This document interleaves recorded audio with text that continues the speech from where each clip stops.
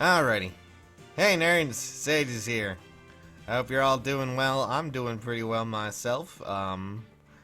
Outside of my internet probably acting up. I don't know if this is actually going to go up at all. We'll see. This is going to be a test to see how badly the internet's going.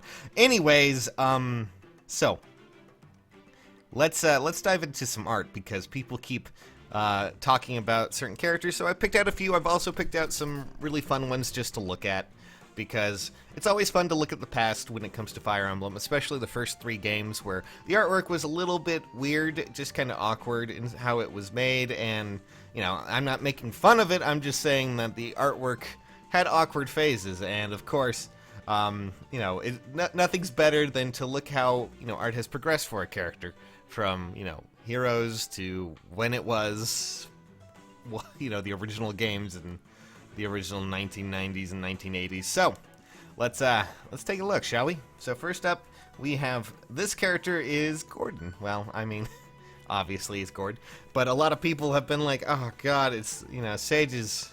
Look, it's a little boy." Yeah, but let me just point out that this little boy in the original game did not wear pants, apparently. Just pointing that out. No pants, or possibly wearing pants that are the same color as his well, his skin. I'm probably going to jail for even mentioning this, but yeah, you can kind of see, that he was, you know, how he was designed originally, and how that transitioned into what he eventually became with a lot of the other games and the remakes, of course. So, yeah, I mean, that's just, it's a little creepy, but still, nonetheless, not wearing pants. But then again, Marth isn't technically wearing pants in his original rendition either, so, you know, that's just how it goes. So, yeah. Alrighty, let's just move on to the next one. Now, this is a character that I picked out because people either love her or hate her, and that, of course, is Celica. And that is actually based on her Heroes appearance because, well, the title of this video is Heroes related. I would have gone with Shadows of Valentia because I just love the artwork for that, you know, that game specifically, very stylized. But we're gonna go with Heroes, and as you can see, yeah, she looks pretty. She's Celica. Doesn't make the best choices in certain chapters, but, you know, Celica, still nonetheless. And here is Celica from her original rendition in Gaiden. As you can see, she actually doesn't, you know, she looks really, you can see how it can transition from one to the other. And honestly, I don't think, you know, a lot of people were telling me this looked terrible and things like that, but she looks I mean, she looks like what I would imagine something from the 1990s, the early game era, you know, would look like, honestly.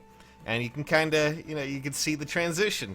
That isn't to say that it looks amazing, but it definitely does look like Celica. At least to me it does, but then again, you know, some people are weirded out. Then again, she also showed up, I think, in Awakening again, and that was where she had a tome and she looked more like a child. I don't know, it was really weird. Still, nonetheless, yeah, she really did. Okay, let's move on to the next ones, which were, oh boy, these ones are going to be fun. So, Tobin and Gray are 2 characters that people are mad at. I think mostly Tobin because he was not the best Tempest Trial reward, and then Gray because he typically shows up when you don't need him.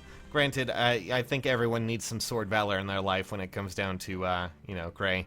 And I like Gray as a character, not so much Tobin. Still, nonetheless, you guys want to see what they looked like before?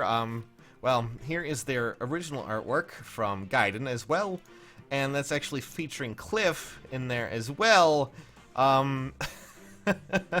Unfortunately, the artwork is not marked, and the sprite work for the characters is kind of different, or at least completely different from in-game, so I honestly can't really tell you too much on who's who. When it comes to that, but Cliff is in there somewhere as well, and Cliff is not in Heroes, but still, yeah, they've made progress. Gray got a tan, at least from what I can tell, and you know that's a whole new thing. Speaking of, where the hell is Cliff? No, seriously, I would like to know where Cliff is these days. Give us Cliff. Anyways. Let's take a look at some of the older characters as well, and some that people always get mad at as well when it comes to summoning for greens. That, of course, is Merrick.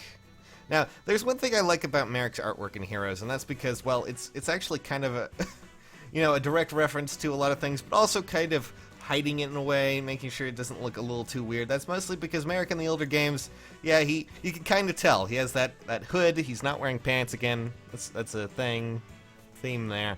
As you can see, the hood is quite ridiculous looking, but I mean that kind of became like a staple for a lot of mages in Fire Emblem. I think he's like one of the first to actually kind of, you know, wear that kind of hood, and you can kind of see it in his heroes artwork there. So it's nothing, you know, like they're making references, they're showing their love for that, and that's cool. Too bad Merrick doesn't show any love for my green rolls and just shows up and breaks everything. So thumbs up to you, bud.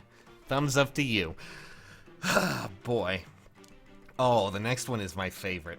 Oh, I'm just looking at it and I'm just like, ooh boy, this is gonna be exciting. Okay, so Roderick showed up into the game, and he is mostly known for having Fire Sweep Lance, which everyone was, well, kind of excited about, not really excited about. It's really hard to say, but yeah, that's a thing. He showed up, had Fire Sweep Lance, and you know, I think some people also just didn't like his hairstyle. Well, let me just show you what old Roddy looked like before, okay? Alrighty, so here we go. And that is... I don't... I'm sorry. The pants just, like, the legs. His legs, this is getting to the Sailor Moon, like, style. I'm not making fun of Sailor Moon, but, like, their legs are typically longer than their actual bodies in some frames.